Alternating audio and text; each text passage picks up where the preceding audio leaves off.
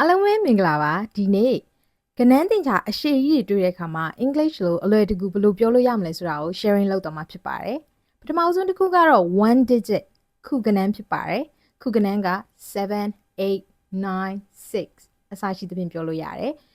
နောက်တစ်ခုက2 digit 10ကနန်း29 35 86 97အစရှိသဖြင့်ပြောမယ်3 digit 3 digit ကတော့ရာဂဏန်းဖြစ်ပါတယ်ရာဂဏန်းကို English လို့100လို့ပြောလို့ရပါတယ်781 964 486အစရှိသဖြင့်ပြောမယ်နောက်တစ်ခုကတော့4 digit 4 digit ဒီထောင်ကဏန်းဖြစ်ပါတယ်အဲ့ဒါဆိုရင်ကျမကဘယ်လိုအလွယ်မှတ်လဲဆိုရင်လေကော်မာလေးတွေ့ရင်အဲ့ဒါကို1000လို့မှတ်လိုက်တယ်အဲ့ဒီတော့4 digit ကြည့်ကြည့်မယ်နော်7000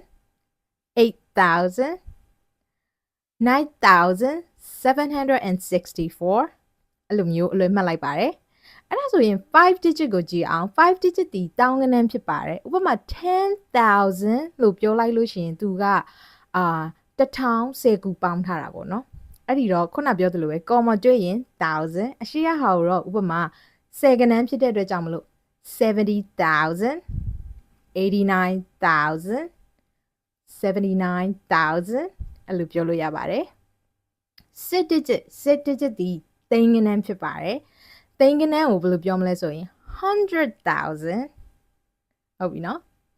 694,876,000အဲ့လိုပြောလို့ရပါတယ်ဒါဆိုရင်သန်းကနန်း7 digit ကိုဘယ်လိုပြောမလဲသန်းဆိုလို့ရင်ကျမတို့က million လို့ပြောလို့ရပါတယ်ဥပမာကော်မာနှစ်ခုတွေ့လိမ့်မယ်ကော်မာနှစ်ခုတွေ့ရင်ကျမအလွယ်တကူအဲ့ဒါကို million လို့မှတ်လိုက်တယ် okay 3,780,796နောက်ဆုံးတစ်ခုကတော့10 digits billion ဖြစ်ပါတယ် billion မှာဆိုရင်ကော်မာ3ခုပါလိမ့်မယ် okay အဲ့ဒါဆိုရင်ဒီကနန်းရှည်ကိုအတူတူပြောကြည့်မယ်နော်8 billion 791 million 876,321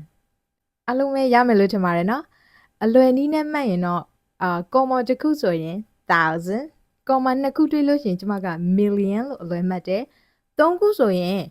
billion လို့အလွယ်မှတ်ပါတယ်နောက်ဆုံးအနေနဲ့ဒီကနန်းရှည်ကြီးကိုအတူပြောကြည့်ရအောင်နော်890 billion 652 million 245,907 အားလုံးကျေးဇူးအများကြီးတင်ပါတယ်နောက်တဲ့ဗီဒီယိုမှာပြန်ဆုံမယ်နော်